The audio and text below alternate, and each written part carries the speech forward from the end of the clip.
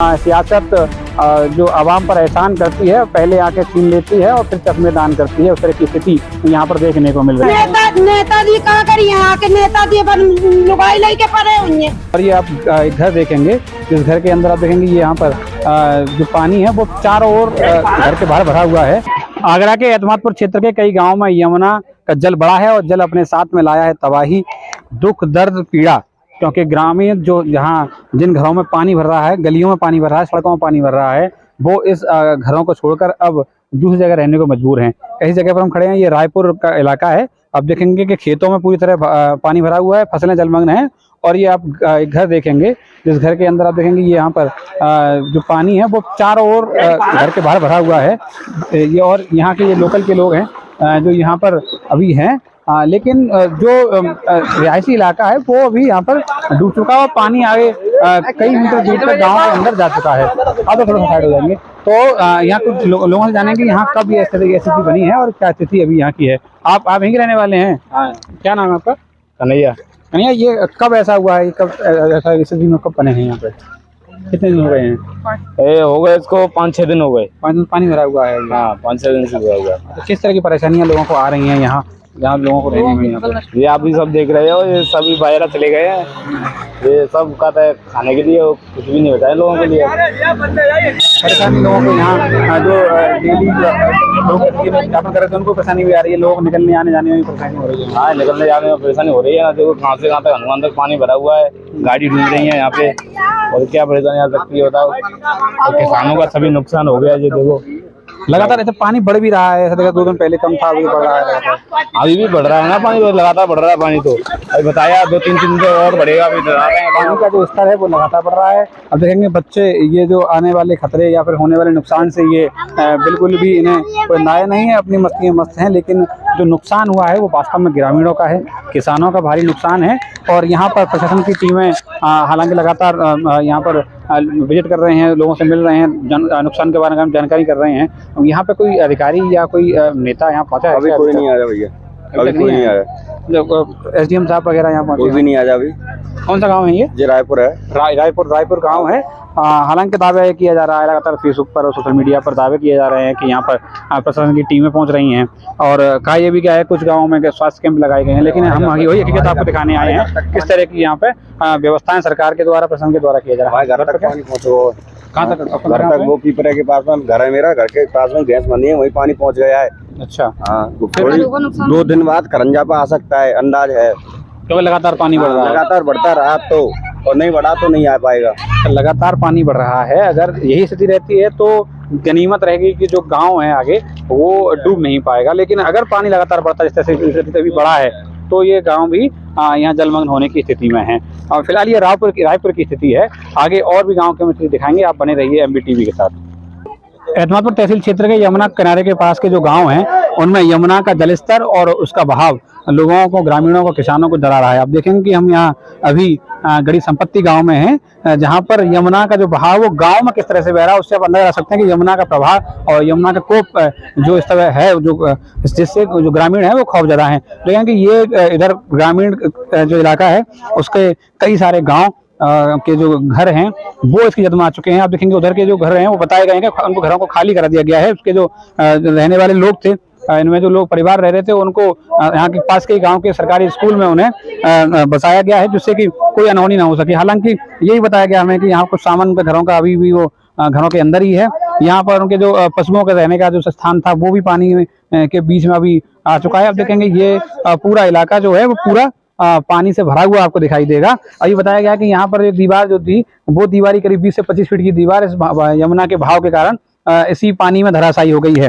तो यमुना, इस बात से आप अंदाजा लगा सकते हैं कि यमुना का बहाव और यमुना का जलस्तर जो लगातार बढ़ रहा है वो ग्रामीणों को किस तरह खौफजदा कर रहा है। कुछ ग्रामीण हमारे साथ में हैं। कब से यह स्थिति है? 2 दिन हो गए? कब हुआ है ऐसा? 3 दिन हो गए, तब से जलस्तर बढ़ ही रहा है। अभी मेरी खुद दीवार थी, 5 फीट ऊंचाई थी और 25 फीट की लंबाई। अच्छा। ये धराशायी हो गई। ईंट भी उसमें पानी के साथ इतना तेजी का बहाव है, ईंट भी बस में बह के जा रही है। और ग्रामीण इतने परेशान है। ये हमारे पशु रहने का स्थान है, ये भी खाली करना पड़ा है। और प्रशासन की तरफ से यहाँ कोई अधिकारी लोग आए ना, कोई यहाँ पर सुविधा मिल रही है। हम इतने परेशान है, हमारे बुर्जी, बुस्की भूसा लगा हुआ है 100-150 मन की, ये सारी जलमग्न हो गई हैं। एक बुर्जी साइड में इधर वो डूब चुकी है बिल्कुल। पशुओं को कहाँ रख रहे हैं फिर? पशुओं को अभी तो हमने दूसरों के प्लॉट में शिफ्ट कर दिया है, लेकिन प्रशासन से कोई हमें सुविधा नहीं मिल रही है कि पशुओं को निकाल के कहीं सुरक्षित जगह ले जाएं। पहले दिन से ऐसी स्थिति है कि लगातार पानी बढ़ा है, इससे ये स्थिति बढ़ रही है? प्रतिदिन से लगातार चौथा दिन है आज, 1-2 फुट पानी बढ़ ही रहा है पर डे, बढ़ रहा है। हाँ, कम नहीं लग रहा कि ये पानी और भी आगे बढ़ सकता है? अभी ऐसा स्थिति जो है हमें तो ऐसा ही लग रहा है कि पर डे हम सुबह देखते हैं कि शाम को देखें तो 1 फुट जल स्तर बढ़ा ही मिलता है। प्रशासन से कोई इस तरह की कोई मदद या फिर इस तरह का कोई अंदेशा उन्होंने नहीं बताया कि कितना कब तक ऐसी स्थिति रहेगी, कब तक आपको यहाँ से खाली भी करना पड़ सकता है, ऐसा कुछ बता रहे हैं वो? प्रशासन की तरफ से ऐसे कोई भी अधिकारी अभी तक नहीं आए, बताया नहीं कि ऊपर से कितना पानी आ रहा है, कब ये पानी स्थिर होगा। एसडीएम एतमादपुर यहाँ कल आए थे, बताए सुबह आए हैं। कल आए थे, वो ये कह रहे शाम तक स्थिर हो जाएगा, तो आज लौट के शाम हो गए, 24 घंटे भी इसने स्थिर हुआ है कि आपको ये टीम आएगी वो टीम आएगी, ये सुविधा मिलेंगी। अभी तक कोई भी सुविधा नहीं मिली है और शासन की तरफ से न पशुओं के लिए कोई व्यवस्था। ये गांव सब हमारे करीब 10-15 घर पानी में जलमग्न है, चारों तरफ से पानी है, इनको भी बच्चे घर में ही है और निकालने के लिए कोई सुविधा भी नहीं दी है प्रशासन ने भी। ये आप देखेंगे कि ये जो घर है वो भी पूरी तरह से पानी के अंदर जद में आ चुका है, चारों तरफ से उसके आपको पानी दिखाई देगा। लेकिन कहा यह जा रहा है कि प्रशासन की ओर से अभी तक इनको भी आगाह नहीं किया गया कि हमको क्या पानी बढ़ेगा, क्योंकि लगातार जो सूचना विभाग की ओर से हमें सूचना मिल रही है कि जो पानी का स्तर है वो 153 मीटर को पार कर चुका है और लगातार पानी बढ़ रहा है और गोकुल बैराज से जो पानी है और छोड़ा गया है। तो ऐसे में प्रशासन को आकर यहाँ पर इन लोगों को आगाह करना चाहिए। ये जो घर हैं जो जिनके चारों ओर पानी भरा हुआ है उनको ये बताना चाहिए कि उनको खाली करना है कि नहीं करना है, कैसी स्थितियाँ रहनी चाहिए रह सकती है, उससे भी अभी तक ये लोग अभी वाकिफ नहीं है कि क्या स्थिति होने वाली है। यहाँ पर गांव बड़ी संपत्ति है और आप स्थिति देखेंगे कि इस घर में अभी भी लोग रह रहे हैं और अगर ये जल स्तर बढ़ता है तो फिर इनको भी यहाँ से खाली करके बाहर जाना पड़ सकता है, क्योंकि बाहर ये कैंप भी बनाया गया सरकारी स्कूल में जहाँ पर परिवार रह रहे हैं।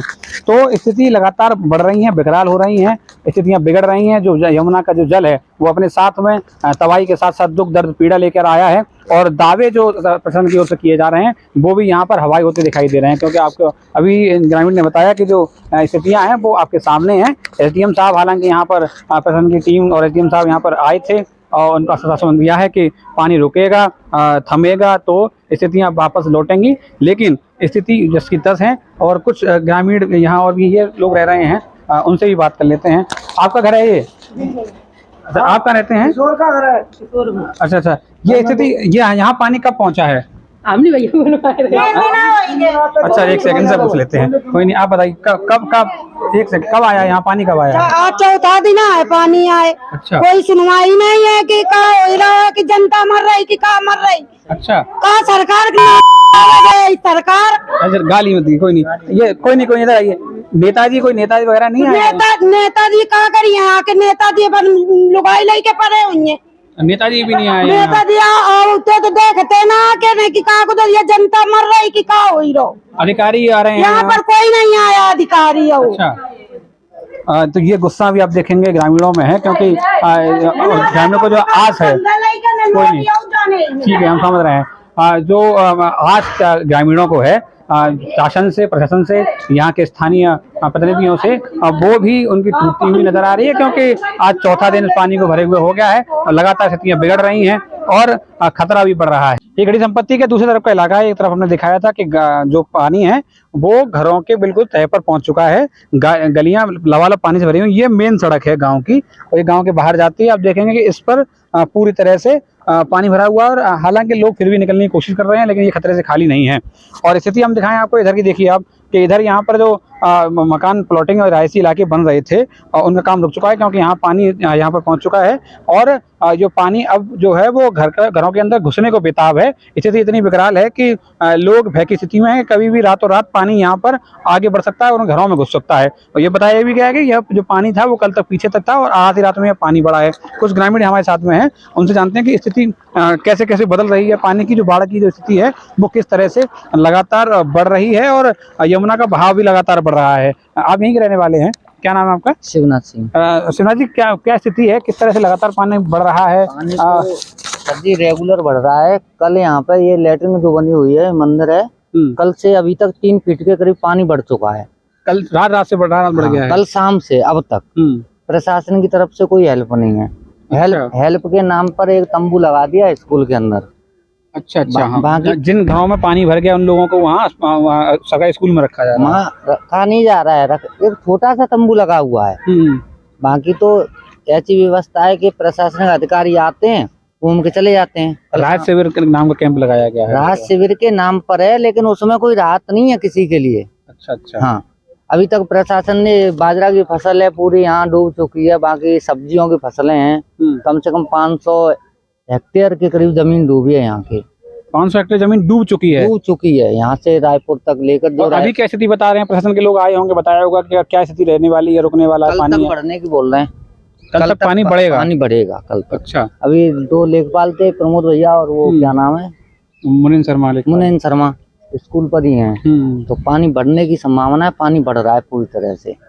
अच्छा, पानी लगातार बढ़ रहा है। तो क्या लगता है आपको कि किस तरह से लोगों का जीवन अस्त व्यस्त हो रहा है? परेशानी क्या क्या आ रही है? ये इधर खेत हैं, बुर्जियाँ डूब चुकी हैं, इनमें सब में गेहूं भरे हुए हैं। जो बुर्जी घुसकी हैं उनमें गेहूं भरे हुए हैं।